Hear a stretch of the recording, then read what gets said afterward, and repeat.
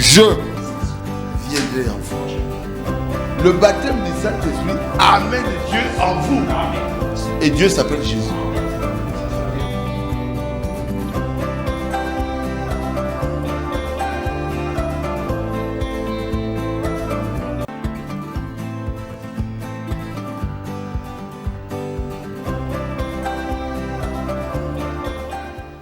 Mesdames et messieurs, fidèles téléspectateurs de la Presse TV, bienvenue dans votre émission Le Monde et le Message plutôt, qui analyse l'actualité au regard du message du temps de la fin et de la Bible. Ce soir, je sais que nombreux s'attendaient à voir le pasteur Bindjadi pour la suite de notre sujet sur les 7 démons de Marie de Magdala dans l'église.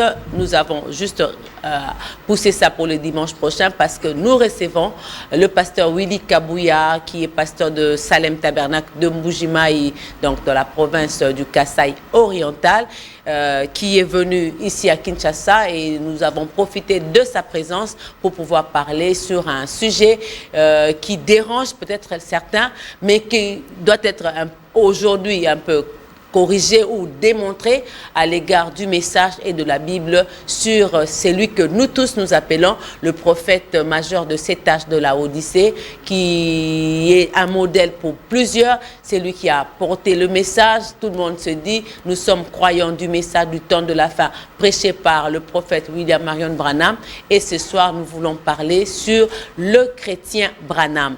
Le chrétien Branham, qui il était, comment il vivait, qu'est-ce qu'il recommande aux chrétiens de faire, ou comment demande-t-il aux chrétiens de vivre pour rester dans la parole de Dieu. Et c'est avec le pasteur Willy Kabouya de Salem Tabernacle et son pasteur associé, le pasteur Georges Mouyaya Bantou, que nous allons pendant 50 minutes décortiquer ce sujet, le chrétien Branham. Bonsoir pasteur Willy Kabouya. Bonsoir sœur Monica. Grande et ma joie de vous recevoir sur ce plateau. Merci beaucoup. C'est après plusieurs reports, enfin je vous ai. C'est vrai que oui. C'est après plusieurs reports que nous avons aujourd'hui cette arrivée. Et je salue tous les téléspectateurs de PSTV. Et vraiment, je suis heureux d'être là aujourd'hui pour payer ma dette. Oui. Pasteur Georges, bonsoir. Bonsoir, oui. Madame Monica. Bonsoir. Je suis très heureux de participer, de faire partie des intervenants dans cette émission. J'accompagne mon pasteur. Vous venez à sa rescousse. Oui, exactement. Il a toujours souhaité que je sois à côté de lui. Oui. J'étais venu aussi précipitamment, mais oui. Curieusement, ça tombe bien que je sois aussi là. Oui, pasteur Willy Kabouya, oui. Vous êtes pasteur de Salem Tabernacle de Mbujimayi, oui. Une grande église. Quand j'étais à Mbujimayi, je suis allée là-bas aussi. En tout cas, c'est une grande église qui prêche ce message. Vous êtes dans le message, ça fait combien d'années à peu près? Je suis dans le message maintenant 38 ans. 38 ans. Oui. Donc c'est toute une vie. C'est toute une vie que j'ai vécue dans le message. Pardon, je suis dans ma 39e année. Ok. Et ce soir, nous allons parler sur le chrétien Branham. Oui. Branham est le modèle de l'âge, comme vous aimez bien le dire. Branham est le prophète qui a porté un message. C'est le Malachie 4, 5, 6. Mais avant d'arriver à ce message-là, qui est Branham? Qui est William Marion Branham? William Branham, c'est un bien-aimé frère. Qui est né le 6 avril 1909 et aux États-Unis à Kentucky.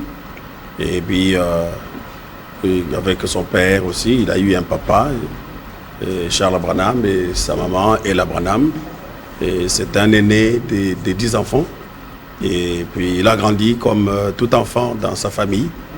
Mais c'était quelqu'un que Dieu avait prédestiné pour faire le travail de Dieu. Parce que eh bien, quand Dieu appelle quelqu'un, eh bien, il le prépare.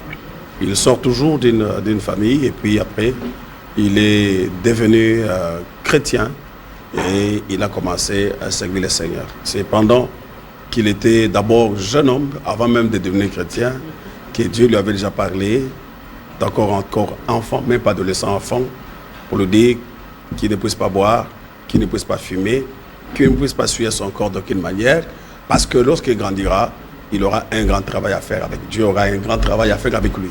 C'est ainsi que c'est un enfant qui n'a pas grandi comme tout enfant et qui devait éviter tout ce qui était mauvais, ne pas boire, ne pas fumer et ne pas souiller son corps. Parce que Dieu avait un travail à faire avec lui. Et c'est vrai qu'il a obéi, il n'a pas fumé, il n'a pas bu, il n'a pas souillé son corps. Mais cela ne l'a pas empêché de faire la boxe, de tabasser les gens. Cela ne l'a pas empêché aussi d'être un garçon aussi, un enfant aussi mauvais comme tout autre enfant. Mais il est arrivé au moment où il est devenu chrétien et Dieu lui a parlé à l'arrivée de Oyo. Les travaux pour lesquels il devrait faire quand il est devenu grand, c'était apporter un message qui va préparer, annoncer la seconde venue du Seigneur Jésus-Christ. Voilà un peu en gros ce que je peux ramasser pour parler de Frère Branham. Oui, Pasteur Jean, vous voulez compléter quelque chose? Non, je crois que le pasteur a tout dit. Ouais. Le pasteur a tout dit. Il a tout dit. Vous avez dit que c'est quelqu'un qui est né, qui a vécu comme toute autre personne, Oui. Jusqu'à ce qu'il devienne un chrétien. Tout à fait. Oui, quand devient-on réellement un chrétien? Un chrétien, on le devient lorsqu'on est baptisé du Saint-Esprit. Vous prenez un exemple tout simple. Vous voyez les Pierre, les Jean, le Jacques, pendant qu'ils étaient là, ils suivaient le Seigneur Jésus. Et pendant qu'ils les suivaient, eh bien, on les acceptait, tout le monde savait qu'ils sont avec Jésus. Ils sont avec le Seigneur Jésus. Et ils sont dans des marchés. Mais pendant tout ce temps-là, qu'ils étaient en train de marcher avec le Seigneur, et ils ont fait des miracles. Ils ont fait beaucoup de choses. Mais jusque-là, ils n'étaient pas encore convertis parce qu'ils n'avaient pas encore reçu le baptême du Saint-Esprit. C'est ainsi que lorsque, eh bien, ils marchaient comme ça, et à un moment, ils ont même renié leur foi et la foi qu'ils avaient parce qu'ils n'avaient pas encore reçu le baptême du Saint-Esprit. Mais lorsqu'ils ont eu le baptême du Saint-Esprit, à la Pentecôte, à la chambre haute, et quand ils sont sortis, les gens ont vu la vie qu'ils avaient était devenue une vie différente. Et ce n'était plus ces personnes peureuses qui vivaient, mais c'était maintenant des personnes qui avaient une autre vie. De sorte que quand on les a regardés à Antioche, on a dit ces gens sont des chrétiens. Et la Bible donne même l'exemple, il dit parce qu'ils agissent comme Christ. Ce n'est pas ils lisent comme Christ, c'est parce que Christ ne lisait même pas beaucoup. Mais ils vivent comme Christ. On a vu l'esprit de Christ en eux. On devient chrétien lorsqu'on a le baptême du Saint-Esprit. C'est alors que quelqu'un peut dire que maintenant, je suis chrétien. On est chrétien.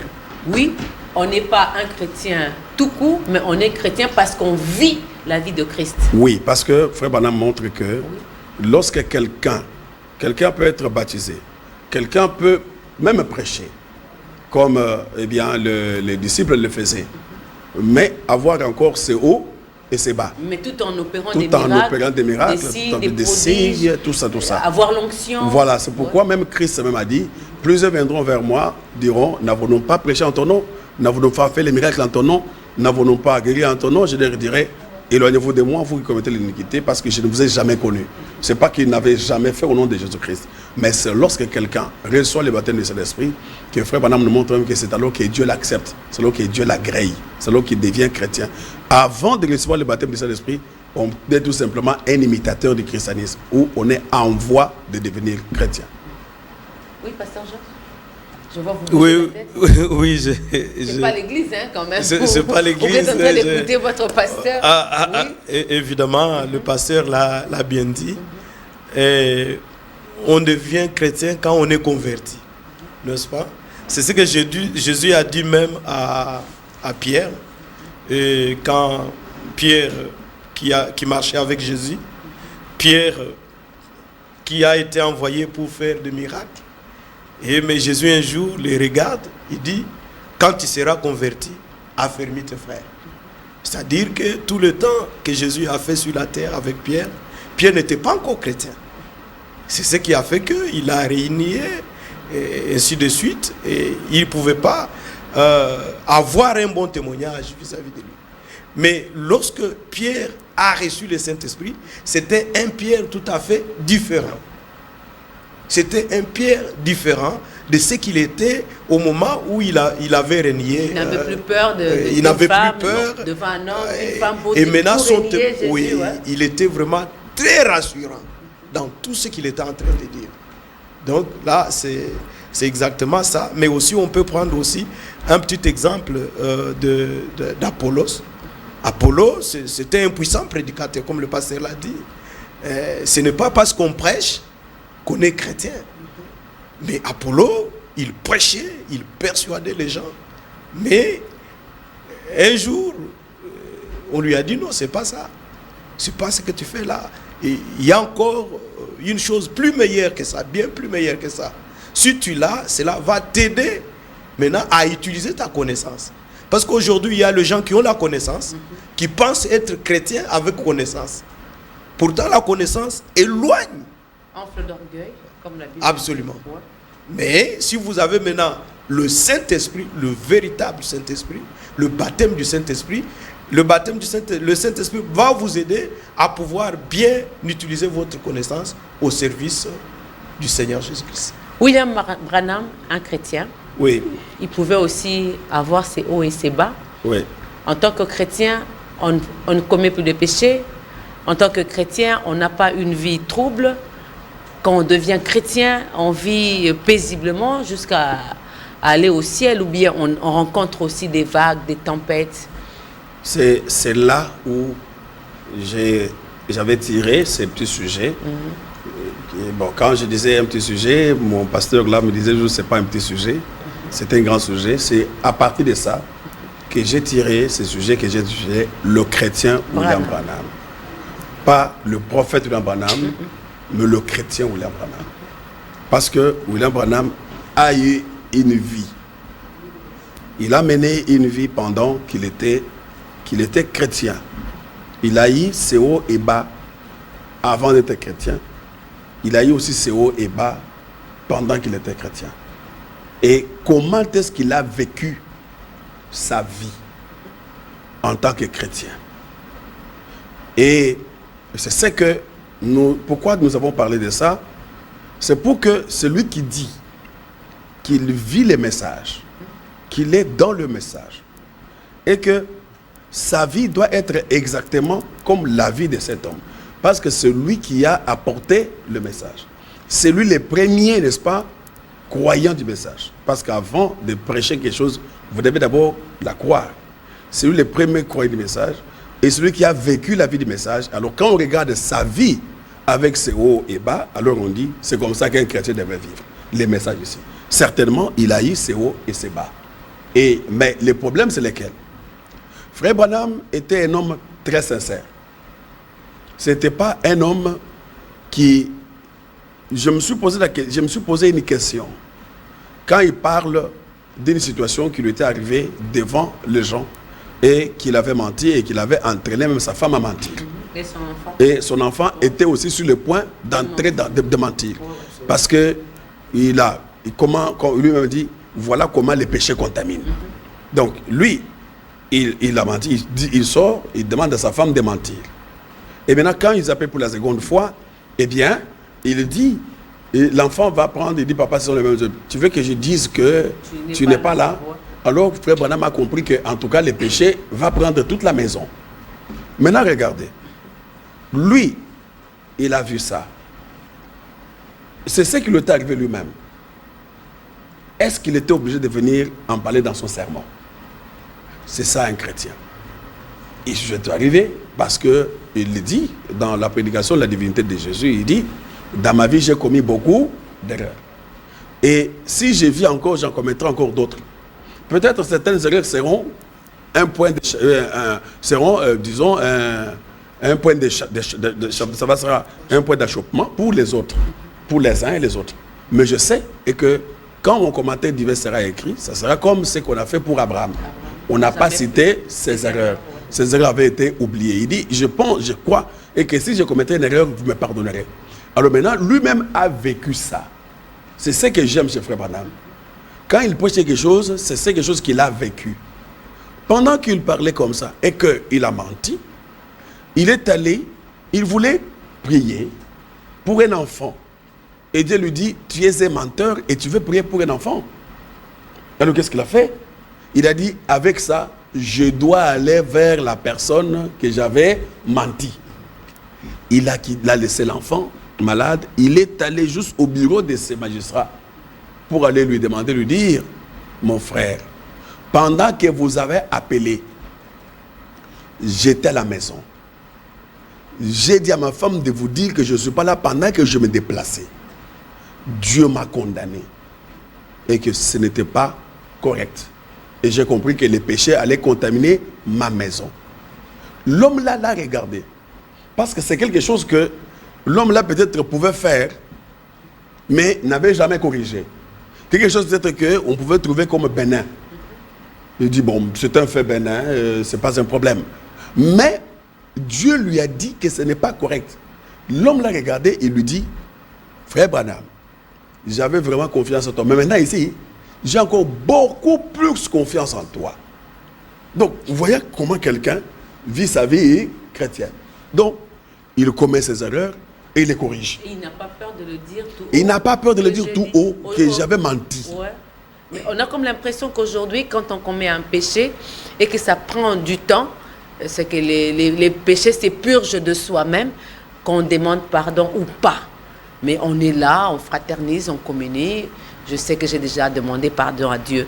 Mais ce que vous venez de dire, c'est qu'il faut d'abord retourner là où vous avez commis ce péché. Oui. Et après, aller vers Dieu. Bien sûr, parce que c'est un exemple que lui-même nous a donné. Il a donné ça. C'est sa propre vie. Et qu'un chrétien, voilà comment est-ce qu'il a vécu. Alors, si toi tu as menti, si tu as vécu une vie pas correcte, va arranger aussi comme lui là. Non seulement ça. Il a parlé même des problèmes des dettes. Parce qu'aujourd'hui, il y a des gens qui ont les dettes des autres, mais qui ne veulent pas payer. Surtout les chrétiens sont spécialistes dans les dettes non payées et puis ils vous fouillent, ils changent le numéro de téléphone à la maison, il n'est toujours pas là. Il n'est toujours pas là et puis quand il comprend que vous êtes en devenir, il fouille, il dit aux enfants, dites-lui je ne suis pas là, encore. Mais ce n'est pas ça terminer le problème. Frère Branham avait aussi des dettes. Il avait contracté des dettes. Il a dit, quand je parle de dettes, je parle des dettes qui traînent. C'est normal que quelqu'un peut avoir une dette. Lui aussi, il donne maintenant son exemple à lui. C'est ce que j'aime en frère Branham. Un chrétien véritable. Il dit, j'avais des dettes de médicaments pendant que j'étais malade. Il est parti. Quand il est sorti de l'hôpital, il avait toute une facture de dettes. Alors il dit, en tout cas, maintenant ici, je sais que je dois à cet homme. Il est allé voir l'homme, lui dit, mon frère, je te dois, j'ai ton argent. Je te promets que je vais payer. J'ai deux devoirs. Le premier, c'est payer ma dîme. Le deuxième, c'est payer mes dettes. Donc, frère Branham, c'est comme ça qu'il vivait. Donc, si vous vous dites que vous êtes dans le message, et que vous croyez les messages de frère Branham, et que sur ces points précis, la dîme, les dettes, et les dettes, vous ne vous accommodez pas, vous ne réparez pas, donc vous n'êtes pas dans les messages. Vous n'êtes pas dans les messages. Vous ne vivez pas les messages comme frère Branham. Vous ne vivez pas les messages. Vous ne vivez pas le message. Vous pouvez monter, descendre, débobiner tout ce que vous avez comme citation, tout ce que vous avez comme verset, tout ce que vous avez comme expérience. Mais si vous n'arrangez pas cette affaire, ou vous n'avez pas de moyens, vous allez vers la personne. Vous dites, mon frère, je sais que je vous dois, mais des situations sont difficiles pour moi. Priez pour moi que Dieu me donne votre argent. Je sais que je vous dois. Mais pas commencer à fuir. Quand vous commencez à fuir, vous ne vous facilitez même pas vous-même la tâche. Donc c'est comme ça que frère Branham a vécu sa vie. Il pouvait avoir des erreurs, mais il pouvait corriger. Branham a vécu sa vie. Oui. Vous avez dit qu'il était aîné d'une famille de 10 enfants. Oui. Ça veut dire qu'il avait aussi une famille. Oui. Comment vivait-il avec sa famille? Parce qu'aujourd'hui, nous constatons que quand on croit au message du temps de la fin ou quand on se dit être chrétien, les premières personnes à abandonner, c'est la famille. On ne s'occupe pas de son père, on ne s'occupe pas de sa mère, surtout quand on ne connaît pas son état d'âme. Les enfants de ses sœurs et de ses frères sont qualifiés de petits sorciers, surtout quand on a des moyens. Donc on est un peu comme un vase clos où tout s'est fait entre l'homme, la femme et les enfants. Les restes des membres de la famille ne comptent pas. Et c'est comme ça aussi que Branham vivait avec ses 9 frères, ses parents, ses tantes et ses oncles. Frère Branham, il dit quelque part dans une prédication, il dit son père était maladif. Il dit ça dans sa prédication, la foi dans les fils de Dieu. La foi dans les Fils de Dieu, qu'il a prêché le 15 juillet 52. Je vais seulement expliquer. Il dit... C'est quel paragraphe? Parce que le paragraphe 3. Ouais. Il dit qu'il a grandi dans une famille pauvre, composée de 10 enfants. Et lui était aîné. Son père était maladif et est mort très tôt. Et il est resté avec sa mère et ses frères. Frère Branham, il dit, j'ai travaillé durement pour mes frères. Il dit, le fardeau reposait sur moi, l'aîné de la famille.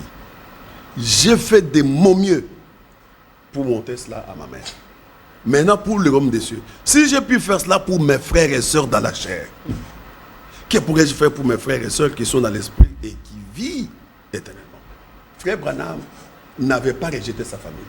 Frère Branham, avec les moyens qu'il avait, il a travaillé dur pour sa famille, pour ses frères. Ça, c'est du nouveau.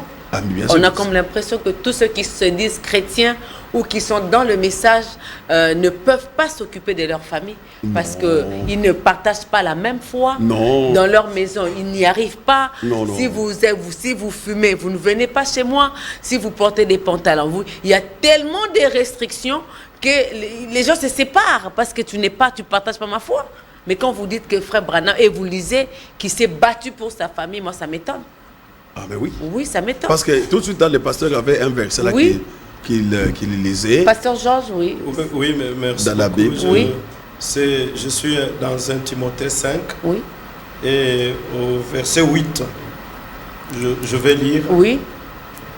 C'est Paul qui écrit ici à Timothée. Ouais. Si quelqu'un n'a pas soin des siens et principalement de ceux de sa famille, il a renié la foi et il est pire qu'un infidèle. Frère Branham avait lu ça, il comprenait bien cette écriture. C'est comme ça qu'il ne pouvait jamais se détacher de sa famille. Avec ses pauvres moyens, il a pris soin, c'est lui qui l'a dit, il a tout fait pour prendre la charge de sa famille. Mais aujourd'hui, c'est plus, on prend la charge du pasteur, de l'église, mais pas de sa famille. Non. Je remercie beaucoup le pasteur Barouti. Je remercie beaucoup le pasteur Barouti. Parce que le pasteur Barouti, eh bien, nous a montré un modèle. Il a pris soin de sa mère. Il a pris soin de ses frères. Il a pris soin de ses belles-sœurs. Il a pris soin des enfants de ses frères. Pourquoi? Parce que c'est ça un modèle chrétien. Paix à son âme. Alors, il y a d'abord un problème. Lequel? Lorsque le message est venu, je sais que quand le message a commencé, nous autres, nous étions encore tout petits et on voyait comment les gens vivaient. Le message a fait sortir les gens dans le catholicisme, pentecôtisme, protestantisme, tout ça. Alors, là où ils sortaient, il y avait peut-être des gens qui étaient dans la religion familiale. Ils étaient tous là. Et maintenant, un qui sort et qui commence à critiquer en disant que ça, c'est mauvais. C'était des gens qui étaient... Vous avez la religion de la condamnation. Oui, alors... Toujours condamné, toujours fustigé. Oui, c'était des gens qui, eh bien, la famille trouvait que lui commence à faire ceci. Alors, c'était ce qui faisait que, eh bien, on s'est rattaché un peu plus à ceux qui croyaient comme nous. D'ailleurs, il y a même de ces personnes qui ont été châtiées par leurs parents à cause du message. Moi, personnellement, quand j'ai écrit le message, j'ai eu mon père et ma mère, ils ont dit en tout cas, avec ça, eh bien, bon, ils m'avaient rejeté. Ils ne voulaient même pas m'envoyer l'argent à l'université. Même pas d'habit. J'ai fait toute une année, eh bien, qu'on ne m'envoie plus l'argent. C'est peut-être parce que vous étiez aussi dur, surtout quand on croit et que ne croit pas. Ce sont des païens, ils sont condamnés. C'est ça un peu. Le problème, c'est que quand la manière dont vous apportez aussi ce message aux gens détermine les relations que vous allez entretenir. J'étais encore enfant. J'écris encore enfant et je n'avais pas 20 ans quand j'écris. Alors, eh bien, quand j'ai commencé ça, bon, j'écris. Et mon père, c'était un pasteur pentecôtiste, un pasteur respecté, théologien, respecté dans son église. Et son fils aîné quitte et commence à trouver que ça, c'était mauvais. C'est-à-dire que ce n'était pas facile de se détacher comme ça. Alors, c'est ce qui faisait qu'à un moment, on pouvait commencer à avoir de nouveaux amis. Et ces nouveaux amis, c'était des frères en Christ. Et il fallait commencer à faire maintenant un effort pour convaincre les parents, pour convaincre les frères et les autres. Et on est arrivé à les convaincre et bon, ils nous ont acceptés tels que nous avons avec notre foi.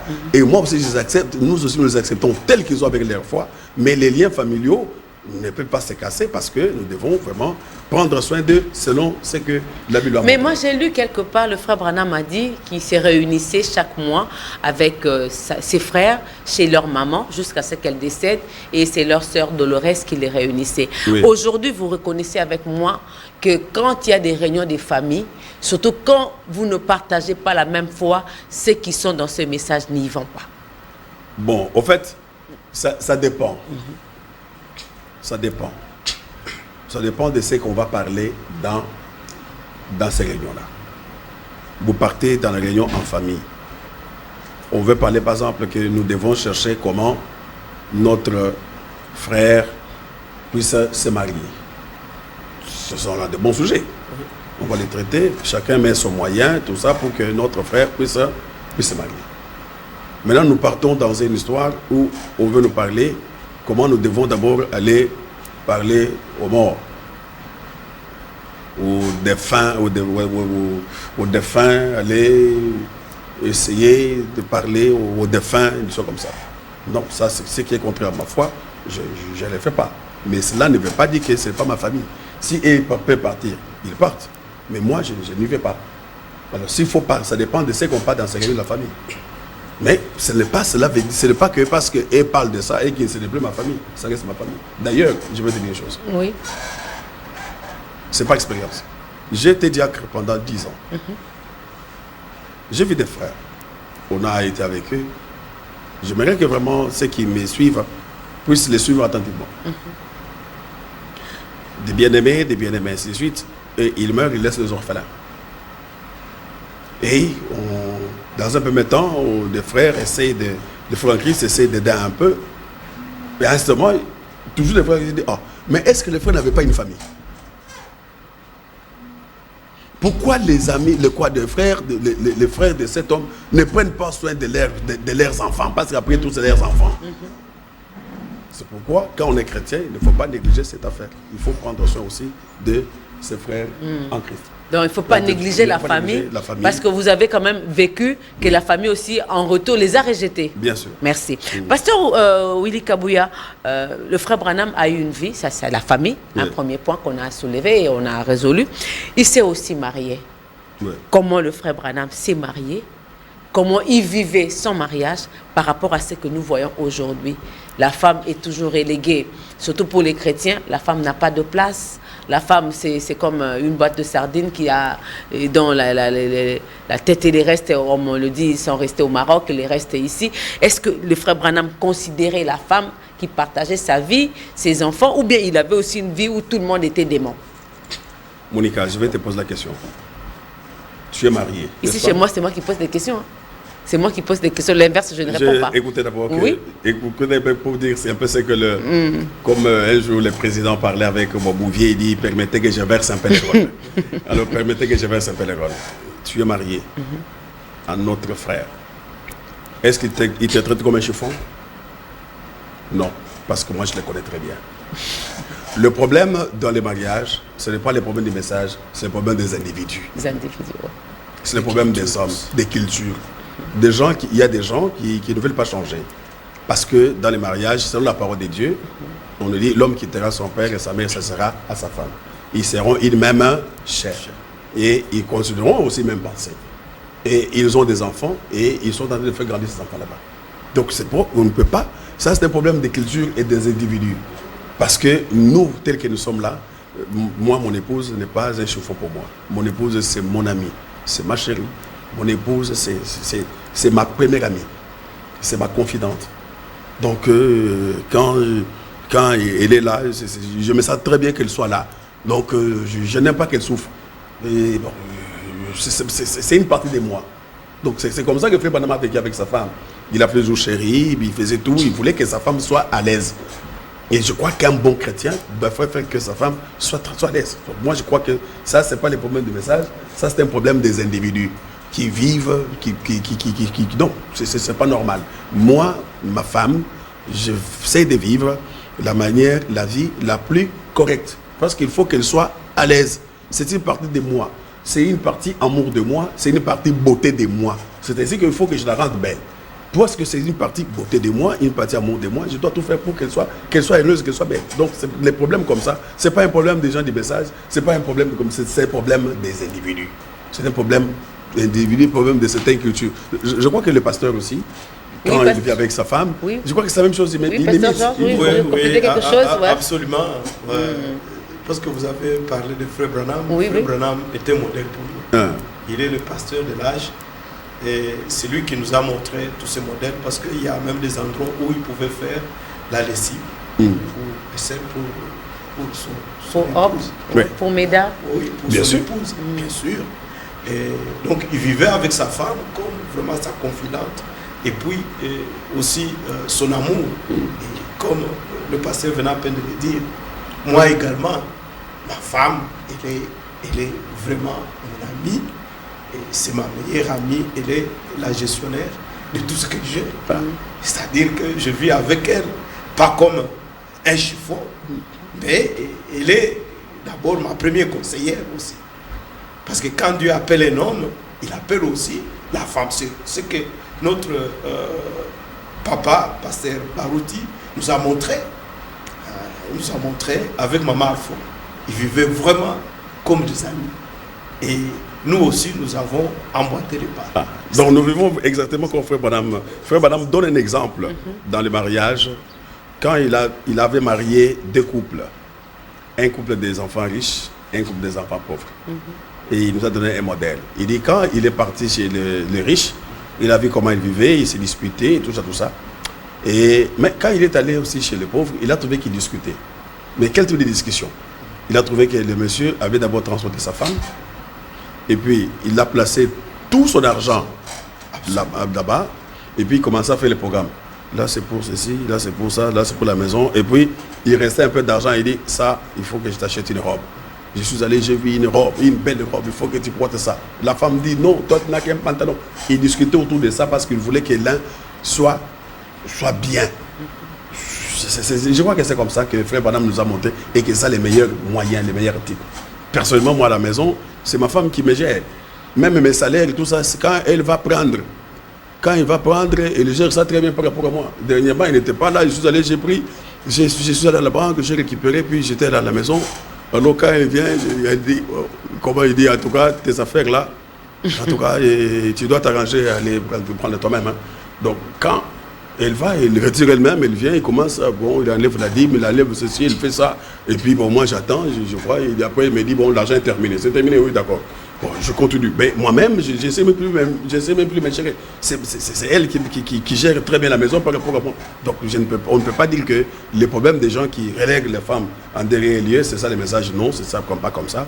Ça, c'est un problème individuel et personnel, un problème d'éducation aussi. Ça intervient. Comment est-ce que l'homme a vu son père et sa mère vivre?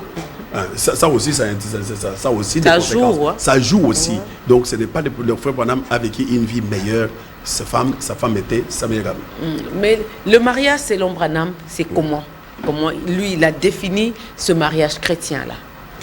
Bon, le mariage chrétien, selon Branham. Sœur Monica, je voudrais vraiment que c'est un grand sujet. Ouais. J'aimerais que prochainement, on vienne là-dessus. C'est juste une brèche là par rapport à son mariage. Oui. Ouais, comment il s'est pris pour entrer dans ce mariage-là? Frère Branham était d'abord un homme très réservé. C'est un homme qui avait aussi beaucoup honte. Un homme timide et qui n'avait pas assez de courage pour aborder la femme. C'est ce que, par exemple, pour Hope, il a écrit une lettre pour aller donner. Parce qu'il avait peur, et ainsi de suite, il a posté la lettre. Mais ce n'est pas un modèle pour nous tous. Le problème, c'est d'être aimé.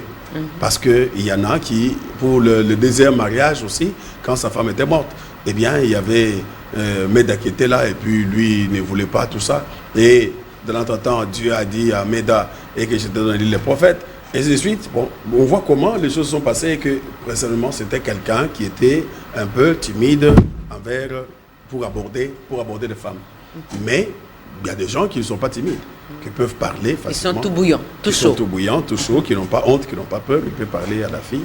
Et si la fille est d'accord, et puis il commence. Donc, mais le problème, c'est de respecter les étapes telles que Frère Branham l'a défini. La cour, les fiançailles et puis les cérémonies. Donc, quand on respecte tout ça, le mariage est correct. Donc, il y a des étapes qui sont dans le mariage. Là, je crois qu'on peut mettre ça prochainement. C'était juste une brèche pour savoir. Oui. Mais je sais que je voudrais vraiment qu'on insiste un peu plus. Oui, oui. C'est comment est-ce que Frère Branham vivait avec les autres chrétiens. Ça, c'est le troisième point, c'est d'ailleurs le dernier. Voilà. C'est par là qu'on va chuter. Ou bien on va un peu se focaliser sur notre sujet ce soir. Oui. Aujourd'hui, ceux qui se disent chrétiens, en général, et particulièrement ceux qui sont dans le message du temps de la fin, quand vous n'avez pas sa foi, vous ne partagez pas sa doctrine, entre guillemets, quand vous n'êtes pas dans sa vision, c'est difficile de communier avec. Vous érigez des barrières, vous érigez des murs je ne sais pas comment on peut dire, en moellon, où ce sera difficile de les casser, parce que vous ne partagez pas la même foi. Mais Branham, nous l'avons vu, respecter tout autre serviteur, qu'il soit catholique, protestant, baptiste, presbytérien, il les a tous respectés. C'était difficile de voir Branham parler en mal d'un autre serviteur. Contrairement à nous aujourd'hui, où nous voyons la chair devenir un ring, où les serviteurs de Dieu s'élancent des boulets. Vous n'allez pas, quand le pasteur Willie organise une campagne, on boycotte, alors que Frère Branham assistait. Comment expliquer cette façon du vécu de Branham et de vous, serviteurs, de ce message aujourd'hui? Bien, merci beaucoup. Frère Branham était un homme qui était très respectueux. Frère Branham respectait les convictions des autres. C'est ça d'abord le premier problème. Frère Branham disait et que d'abord, je vais dire quelque chose ici. Oui. Frère Branham vivait avec des gens qui ne croyaient même pas comme lui, qui ne partageaient pas totalement ce qu'il croyait. Frère Branham parle de Frère Baxter. Il dit, Frère Baxter ne croyait même pas dans le millénium. Mais Frère Baxter était son manager. Dans cette question-réponse du 15 mai 1954, au paragraphe 1, il dit, je pars vers les milieux, il dit, et il se peut que Frère Neville et moi ici, nous voyons peut-être des choses sur lesquelles nous ne sommes pas tout à fait d'accord. Là, il parle de lui et Neville. Son pasteur associé. Merci. Est-ce que vous comprenez? Il y a peut-être des choses sur lesquelles nous ne voyons pas, nous ne sommes pas tout à fait d'accord. M. Baxter, l'un de mes associés, les plus proches dans mes réunions, nous sommes restés avec M. Baxter pendant des années. Il est un vrai enseignant de la Bible, mais il ne croit pas dans le millénium. Vous voyez? Mais aujourd'hui, quand on ne partage pas le point de vue du pasteur, ou les pasteurs ne partagent pas votre point de vue, c'est la division. Donc, chacun fait son église. J'avais posé cette question à quelqu'un. Il dit, mais pourquoi est-ce que vous voulez faire, quand est-ce que nous arriverons à vivre comme Frère Branham? C'est ça la question que je vais vous poser aussi. Quand est-ce que vous arriverez à vivre comme Frère Branham? Vous venez de lire. Quand bien même ils ne voyaient pas de la même manière, mais ils étaient toujours ensemble. Ils travaillaient ensemble. Mais aujourd'hui, ce sont des barrières. Ceux de Pasteur Willie. Un jour, Pasteur Georges partira aussi. On aura des gens des pasteurs Georges. Pourquoi? Parce que vous ne partagez pas les mêmes convictions. C'est pas Attendez, je vais aller même beaucoup plus loin. Il parle d'un homme, d'un frère. Il dit, dans la prédication, comment puis-je vaincre? Prêché le 25 août 1963. Il dit au paragraphe 53. Eh bien, d'abord, quand vous avez dit ça, quand j'ai enseigné cet enseignement ici, quand j'ai donné cet enseignement, Mais moi-même, mon pasteur associé est là, j'ai beaucoup changé. Merci beaucoup. J'ai beaucoup changé. C'est que l'homme croit, c'est que l'homme, je respecte les convictions de l'autre. Et je voudrais que, ce que moi j'exige aussi, c'est que vous aussi acceptez les miennes. Parce qu'il y a des convictions qui n'ont même pas trait au salut. C'est ça. Surtout ça. Il y a des choses qui n'ont même pas trait au salut. Je vais les lire.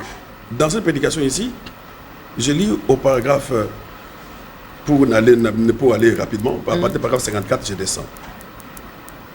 Il dit, cet homme vient un grand homme, il parle d'un frère, là il parle de frère Alain, mais il ne cite même pas son nom dans cette prédication ici.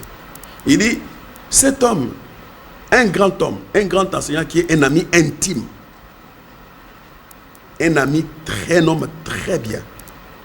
C'est un frère aimable. Je n'oserais donc pas dire un seul mot contre les frères. Je ne le ferai pas de toute façon en tant que chrétien. Je ne dirai rien contre lui. Il n'est pas d'accord avec moi sur ce seul sujet. Mais il est mon précieux frère. Nous mangeons ensemble. Oh! C'est vraiment un homme formidable. Je prends son magazine, je lis certains de ses articles. Il écrit certains de mes articles. Cet homme-là avec lesquels il est. Et ainsi de suite. J'ai tiré beaucoup de textes de lecture que j'ai fait sur ces articles-là. Je l'écoute quand il prêche. C'est un grand homme. Mais il n'est pas simplement d'accord avec moi. Frère Madame dit, j'apprécie cela. Sans sincérité. Toutefois, il n'aimerait pas être une de ces marionnettes qui se mettrait d'accord avec tout ce que vous dites. Il a ses propres convictions. Il soutient cela. J'apprécie cela. C'est un homme bien. Je ne suis pas un ancien érudit, tout, mais cet homme est à la fois enseignant et érudit. Je ne peux pas être d'accord avec lui. En effet, il ne voit pas la chose de la même manière. Maintenant, il dit, cela n'a pas trait au salut. C'est en rapport avec la venue du Seigneur. Alors qu'aujourd'hui... Est-ce que vous comprenez? Oui, oui. Donc, ça dit que, frère Branham, vous voyez un peu ça. Et quand je regarde tel que nous, on a vécu. Aujourd'hui, ouais. Aujourd'hui, quand quelqu'un croit que c'est sur la venue du Seigneur. Oh, Jésus est déjà venu, Jésus n'est pas encore venu. Division. Et on met des barrières, division, on ne se parle pas, on se critique. Eh bien. Et pourtant, ça n'a même pas trait au salut. C'est la première venue du Seigneur qui a trait au salut. Il est venu pour nous sauver, c'est à la première venue. À la seconde venue, il vient prendre ce qu'il a sauvé. Donc, mais aujourd'hui, on s'est beaucoup tiré là-dessus. Et pourtant, ça pouvait pas. Quelqu'un pouvait être sur ses convictions, moi aussi sur les miennes. Mais en se respectant, ensemble, en mangeant ensemble, en travaillant ensemble. Parce qu'il n'y a pas que la seconde venue du Seigneur qui nous pose des problèmes. Vous voyez? Et lui avait sa façon de voir les choses sur la venue du Seigneur. Et frère Branham avait sa façon de voir sur la venue du Seigneur. Mais cela n'a pas fait qu'ils étaient des ennemis. Cela ne les a pas éloignés. Ils ont vécu ensemble. Ça n'a pas séparé les fidèles, non, ni séparé les serviteurs de Dieu, ni créé des barrières, ni refuser à ce que les gens se marient. Ceux qui sont de l'église de Salem Tabernacle ne peuvent pas se marier avec William Tabernacle. Tout ça, ces inimitiés-là. Oui, et puis il dit... C'est difficile à bannir. Frère Branham dit même, quand pour les mêmes frères, dans le respect, il parle du même frère. C'est frère Alain. Il dit, il y a frère quelqu'un, il a prêché, je vais lire un peu, je crois que le temps nous fait défaut, mais je vais quand même lire quelque chose.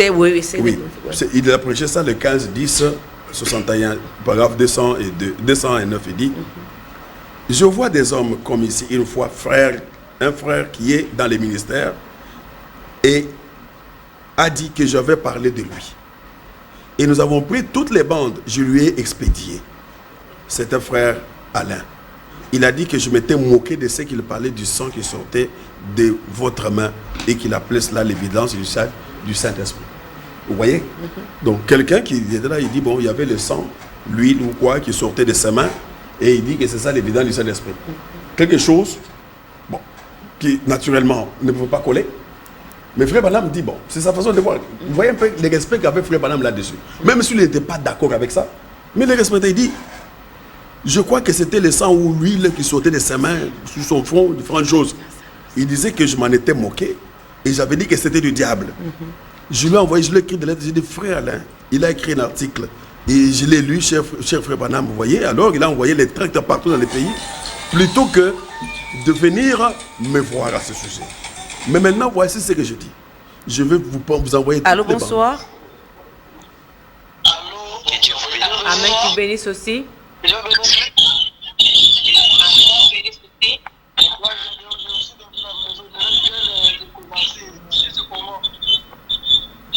Ok, merci. Il va résumer à la fin. Il va résumer ça. Ok. Papa, oui, Pasteur Willy. Oui, il dit, je ne suis pas d'accord avec Frère Alain. Que cela soit l'évidence initiale du baptême. Hein, du Saint-Esprit, oui. Maintenant, il dit ceci. À la fin, il dit, mais il y a une chose que j'aimerais dire à ce sujet de Frère Alain. C'est un grand homme. Je ne pouvais prêcher bien comme lui. Je n'aimerais jamais des services de guérison. Je prêcherai simplement l'évangile. Après, il dit, j'aimerais être trouvé, n'est-ce pas, en train de défendre Frère Alain, que de me moquer de lui. Parce qu'il fait un effort pour gagner les âmes à Christ. Ses convictions et tout ça ne faisaient absolument rien. Mais ce qui est important pour Frère Branham, gagner les âmes à Christ, c'était qu'il gagnait les âmes à Christ. Oui, Pasteur Willy, les minutes. Que faire, on termine par là, que faire pour être comme le chrétien Branham? Que faire, oui. Frère Branham, c'est une grande école. Frère Branham, sa vie, c'est une université. Il y a beaucoup de choses. La première chose qu'il faut faire, c'est d'abord se reconnaître petit. Se reconnaître sujet aux erreurs. Reconnaître que je peux commettre les erreurs. Reconnaître que tout ce que je dis, tout le monde ne sera pas d'accord avec moi. Mettre ça comme principe. Comme ce que je parle ici. Je sais que peut-être tout le monde ne sera pas d'accord avec moi. Et si quelqu'un n'est pas d'accord avec moi, c'est son droit. Il n'est pas votre ennemi. Il n'est pas mon ennemi. Ok. Il est mon frère. Même si il voit la chose comment. Nous avons un point commun. Le point commun, c'est qui? C'est le Seigneur Jésus-Christ. C'est le baptême au nom du Seigneur Jésus-Christ. C'est le Saint-Esprit. C'est le ciel. Lui, il peut voir ça de sa manière. Il peut lire les messages. Et il comprend d'une certaine manière. Et cela ne veut pas dire et que ce qu'il a compris aujourd'hui, c'est l'absolu, c'est terminé. C'est un point, non. Peut-être que demain, il peut comprendre encore différemment. Ok. Frère Branham était un homme très humble, un homme très sincère, un homme qui n'acceptait même pas de critiquer ce qui était critiquable.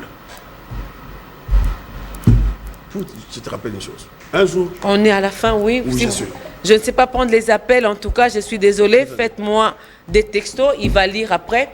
Oui. Je termine par une page rose, oui. Il est dans une réunion.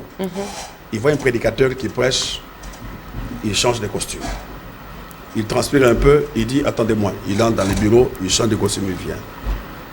Il change. Un homme comme ça, c'est un homme qui s'expose à être critiqué. Alors, un autre prédicateur à ta côté dit, ah, est-ce qu'un prédicateur, un serviteur de Dieu peut faire ça? Frère Branham dit, je ne suis pas son juge. Ah. Il dit encore, mais est-ce qu'il dit d'ailleurs qu'il peut changer les habits comme ça? Frère Branham dit, son sermon est très bon.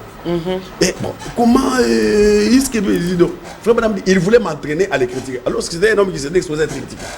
Frère Branham a refusé vraiment de critiquer cet homme qui était aussi critiquable. Alors il dit, il a dit que bon, il achète les costumes chaque jour. Il dit, je suis content que Dieu soit bon avec lui. C'est-à-dire que Frère Branham était un homme qui était là, qui cherchait à voir ce qui était bien dans les autres. Bon C'était anniversaire, pas, une page rose, on termine par là. Bon anniversaire à Florence Kabouya, qui fête aujourd'hui ses 14 ans. Ça vous surprend, hein? C'est la cadette du pasteur Willy Kabouya. Et elle porte le nom de sa chère et tendre épouse, maman Florence. En tout cas, Florence, Flo, bon anniversaire à toi.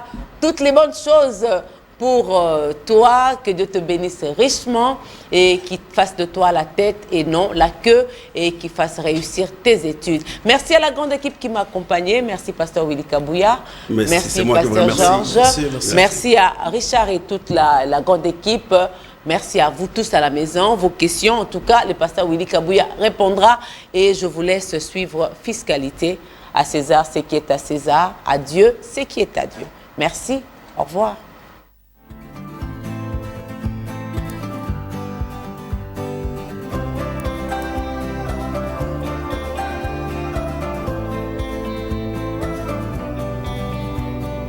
Il y a beaucoup qui ont reçu le Saint-Esprit, des enfants de Dieu qui se sont